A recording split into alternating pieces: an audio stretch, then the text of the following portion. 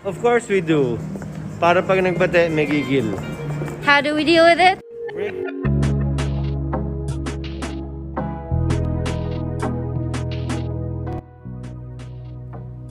Okay, so it's not because I chose specifically that he was older.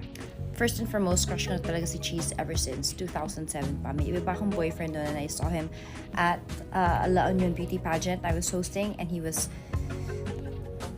Grabe yung... When he walked, I was... His presence. Then he spoke. So I got to know him.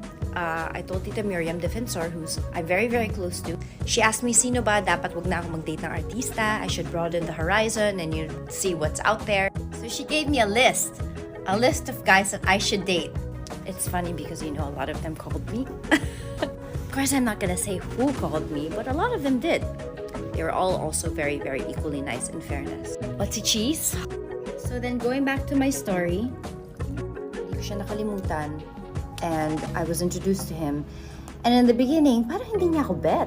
He was just being very nonchalant and chill, ganyan. We spoke and spoke. We really got to know each other. And I thought he was just gonna be a friend. The first time I met him, or I saw him actually, he was just wearing chanelas shorts in a restaurant. And ako super ayos na ayos. But that was like before we officially met. So then I got to know him and he was more than what I imagined him to be because I thought he was, you know, like... Yeah, and he was just the way... How you see him on our adulting videos, that's exactly how he was in real life. So I really like that. And, you know, I've been in showbiz for a really long time and I met a lot of wonderful people, but I also met a lot of... So I just thought that he had this sort of gravitas and like something about him that it was so like he was so dignified and so calm and he was like an encyclopedia. But he was nice, you know, he was smart, he was so romantic eventually.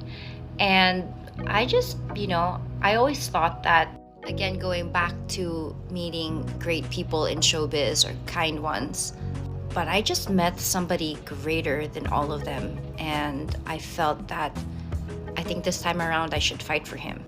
Although nung nagkagulo ng lahat, my parents went out on this beautiful press con that they had. My goodness, I broke up with him. Sabi ko, cool down na muna tayo because I'm a curse to everybody that I'm with. Surprisingly, he did something that I wouldn't imagine, especially it was election time and people were telling him, break up na, it's not good for you, blah, blah, blah. Yeah, he fought for me. It was the first time anyone did that for me and he wanted me to be in his life no matter what. Kahit mahirap, okay lang. And grabe, wala na lahat, wag lang ako.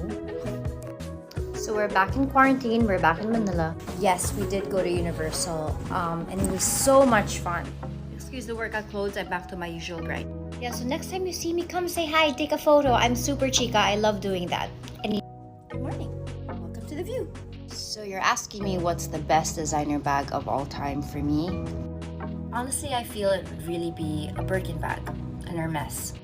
When I was younger, my dad bought me a bag, I think I was around 2021, and it tripled, probably even more, the price. When you buy a bag or when you buy something luxurious, you want to make sure that it's sort of an investment, and I could definitely say a Birkin is an investment. Of course, at the time, I didn't know that, and I still bought like a lot of other stuff, but eventually, down the line, I realized that Birkins are really an investment. It's even better than gold. Those of you who don't know, Kelly is also the same with the Birkins. They also really go really high. I would say Chanel has been trying to do the same thing and really putting up their prices and making it more exclusive and elusive. So when it comes to luxury, make sure that you're smart about it and it's an investment. I'm gonna ask you a question. Do your dad and I fight? Do we fight? I don't know. Do we fight? Your dad and I, do we fight? Of course we do. Para pag nagbate, may gigil. How do we deal with it? Breaking up is never an option. It should never be an option. It's not on the table. And the lesson that we would like to impart with all of you, if you're fighting a lot, Pag hindi na kayo nag-aaway, ibig sabihin wala nang pagmamahal. Hindi ba dapat pag nag-aaway kayo, dapat wala nang pagmamahal? Hindi, baliktad yun. Kung hindi mo na inaaway, wala ka nang pakialam.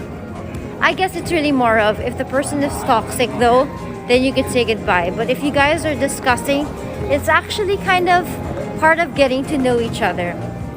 So basically you fight kasi mahal yung isa't isa. Kasi kung wala nang away, ibig sabihin, So I really want to make chica.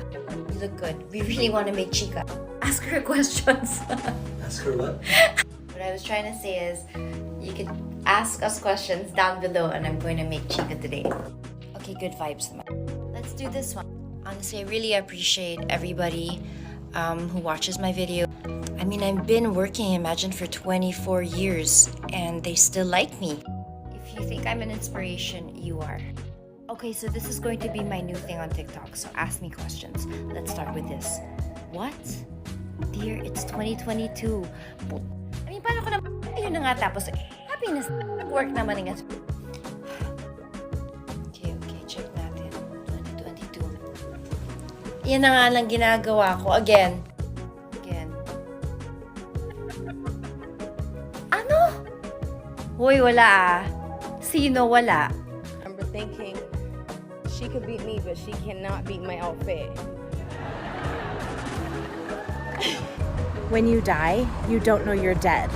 It's only difficult for everyone else. It's the same when you're stupid. Patog mo na yung cheese dito, di ba? Tapos i-toast na natin para beautifully mag-melt yung cheese. And then, Wala pa yung burger. Wala pa rin burger. Habang niluluto mo yung burger, yun yung gagawin ko. And then, bubuhayin natin siya all at the same time. Paano yung isa pang cheese? Yung isa pong cheese, ilagay na natin doon. Papatong mo sa burger? Hindi. Ito-toast na nga natin. Pareho natin. Lagay na natin yung cheese. I-toaster ko na. So, melted na siya. And then, gawin mo na... Diba?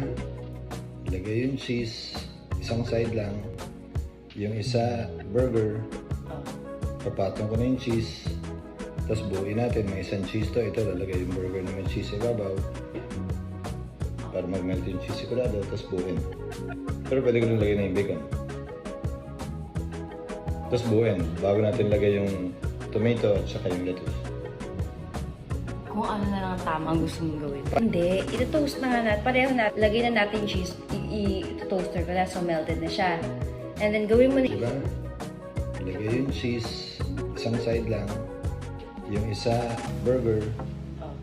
Papatong ko na yung cheese.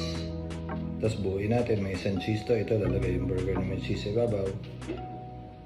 Para mag-melt yung cheese sigurado, tapos buuin. Pero pwede ko rin lagay na yung bacon. Tapos buuin, bago natin lagay yung tomato at saka yung lettuce. Kung ano na lang ang tama ang gusto mong gawin.